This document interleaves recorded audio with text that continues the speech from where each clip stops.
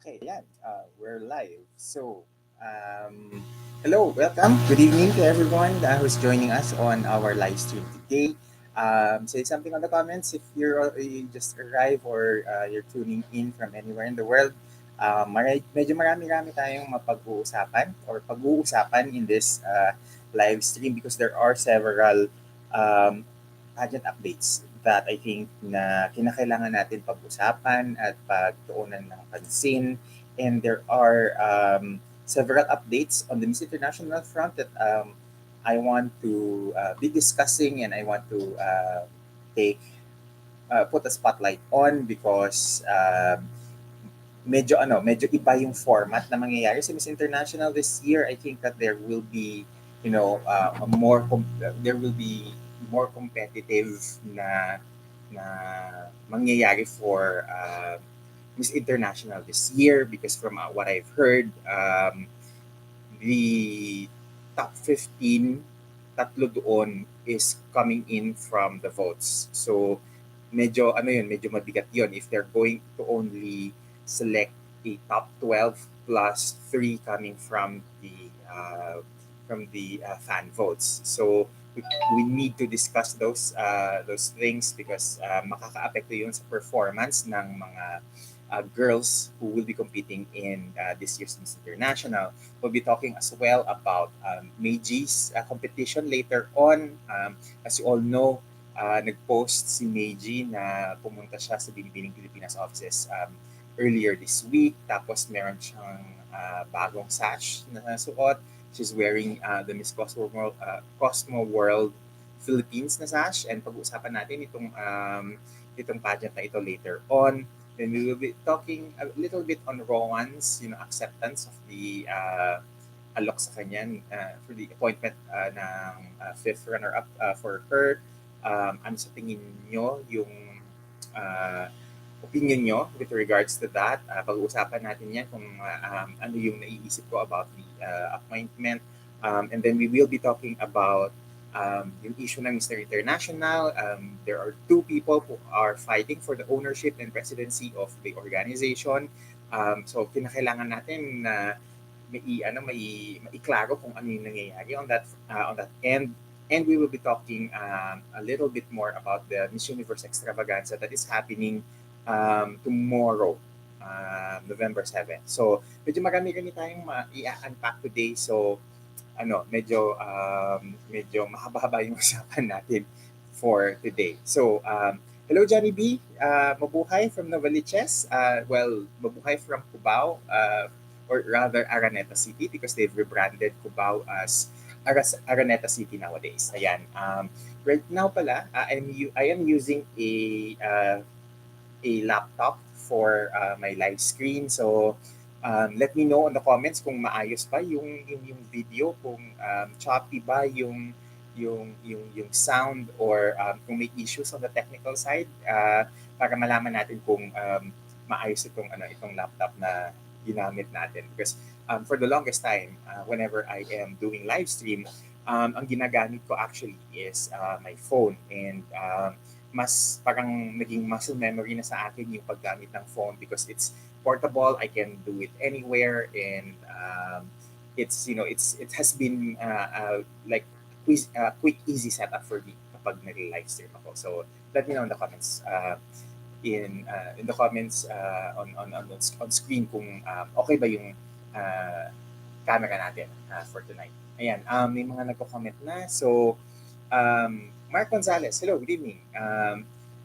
Good evening, Sir Jason. Which MI crown do you prefer? The original crown, the one with the sentimental value, or the crown with the more modern look and feel? Yes. Isa yan sa pag-uusapan natin. And in all honesty, on my end, I feel that in terms of aesthetics, in terms of design, in terms of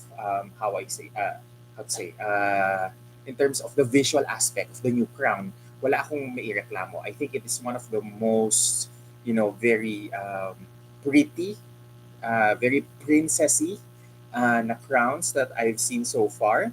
I think on the aesthetic side, there is no issue there. I think it's well crafted. It really looks delicate and really pretty. Something that is aligned with the Miss International na pageant. However, because of the sentimental value of the Mikimoto crown that has been the longest actually na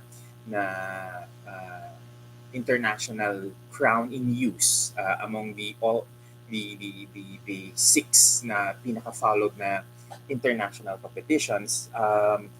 Mas prefer ko yung design actually because of the sentimental value of uh, the Mikimoto crown. However, I also like yung ginawa nila with the new Long Beach Pearl na crowns, simply because it really looks delicate and it's very, it's very, what do you say this, very, it feels light.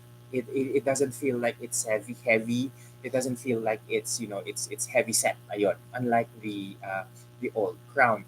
My problem with the new crown is that it lacks the personality of the old na Mikimoto crown, simply because yung look feel niya ibang-iba doon sa Mikimoto crown. Now, if I am going to put side by side the new Miss Grand International crown, the Miss International crown, the new Miss Supranational crown, as well as the new Miss Intercontinental crown, I would say, without hesitation, that the Miss International crown by Long Beach Pearls is the one that really stands above all these new crowns. Yun yung sinasabi ko about the aesthetically pleasing na aspect of the new Sakura crown of the Miss International. However, in terms of personality, it still lacks that oomph, that very immediate na association of the Mikimoto Pearl Crown that has been used for decades in Miss International as compared to the new crown. Perhaps if they retained yung several aspects of the Miss International, well, Miss International crown, like the fur na base, the red velvet cap, and the ribbon that's tied underneath the chin of the winner, siguro mas nagiging appreciative ang mga fans with the new crown. I actually did some simulation for that. I will be posting that later on Facebook and Instagram, so watch out for that. Kasi if we take into consideration that those design elements, I would say na very aligned yung what do you call this, yung design, overall design ng crown with the personality of the Miss International pageant. I would also like to add siguro, because if you're going to put them side by side with the Asme Estelle na crown, the heraldic crown of Asme Estelle that was used since 1999, I believe, until 2013. Uh, and then ihilera mo siya with the Mikimoto Pearl Crown and itong bago. Kung meron yung red velvet cap at saka yung fur na base, actually makikita mo yung personalidad ng Miss International na pageant into the crown. And I hope na in the future, perhaps the Miss International organization and the Long Beach Pearl na crown sponsor this year would be able to add on those elements to really keep the very regal and the very old world na elegance and charm of the Mikimoto Pearl that is being passed on to the new crown design. Kasi kung nagawa ng Asme Estelle na i-retain yung mga elements na yon doon sa crown na ginawa nila, dun sa heraldic crown na ginawa nila that was used, in the crowning of the likes of Piero Santiago and Lara Tigaman, then I see no issue na hindi rin magawa ng Long Beach Pearl yon there. Thank you, Mark Gonzalez, for that very interesting question, because that's one of the things that I really wanted to talk about in today's live stream session. Bandikot Kutkut. Good evening, sir. May rumors na wait. Good evening, sir. May rumors na nag-circulate sa social media, specifically Facebook, na postpone na naman daw ang International December. Could you shed some light on this? As far as I'm concerned, I'm looking now at the Miss International na what do you call this? Miss International, the page. There is no announcement with that. In fact, they are posting about yung ticket sales. So if may ticket sales na involved, it is very impossible na magkaroon ng cancellation or postponement unless it is mandated by their government. Unless nagkaroon ng issue with, I don't know, security or health crisis sa Japan na hindi natin alam at this moment, then doon ako magdadalawang isip if the rumors are real or true. So until there is a post from the international organization, then let's hold off muna from believing those kinds of rumors. Ayan. There. Sabi ni Johnny B, okay, I will check if that's the case because baka nga mas maganda pa rin yung phone. But for now, let's continue na lang. Let's finish it up with the what about this with the laptop kasi medyo ano naman siya, medyo manageable naman siya, maganda naman siya on my end na gamitin because it allows me to be able to look at the comments as soon as they come in at matakol natin kaagad if ever na may pumasok ng mga comments. So anyway, I think if it's only the resolution na may issue and there's no issue on the sound or on the audio, I think we can proceed. Ayan. But before pala we continue, can you please like and share yung ating live stream today para mas dumami yung nakakakita sa kanya, ma-trigger yung algorithm ng YouTube na to share it with more people. Ayan, Ace Evans, Kalimera or good day here in Greece. Oh, that's one of the countries na on my bucket list, Greece. Sir Jason, ask ko lang po how true yung rumor about Miss International 2022 cancellation. Ayan, as I've said, I haven't heard anything that is definite on that. Ngayon ko lang actually siya narinig because earlier today, I was at a event, a meet and greet with EJ Malik, a candidate for Great Man of the Universe Philippines. And I haven't heard any definite na news on that because as I said, I'm currently looking at the Miss International na Instagram na page and there's no update or information on the cancellation. So far, let's just put that in the rumors.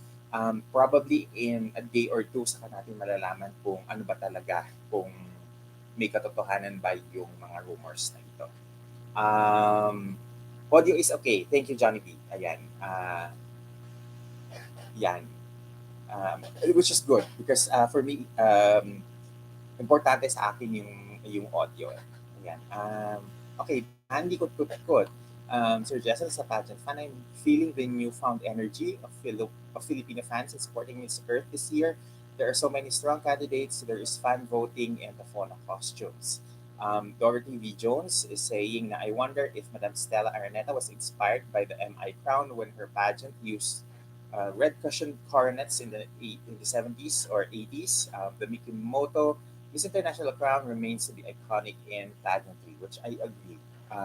I think for the longest time we have associated the pearl, the velvet, red velvet cap on the Miss International na crown and the fur na base, something to be iconic and something to be really tied in with the Miss International na personality ng pageant. Ayan. Now, speaking of Miss International, isa sa mga gusto kong actually pag-usapan today is the fact that magkakaroon ng fan votes ang Miss International. And here's the catch with that. The Miss International fan vote will determine three semifinalists out of the possible 15 spots. So, it's not yet clear kung 15 plus 3, but ang basa ko dito is that from the 15, tatlo doon sa 15 na semifinalists is manggagaling sa fan votes, which is essentially makes the semifinalists, a pool of 12 plus 3. So yun ang basa ko.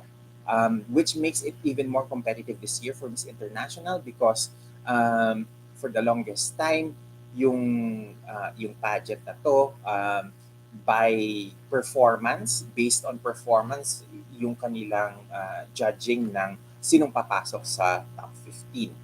This year, based on their social media posts, it says that there that uh, the for the first time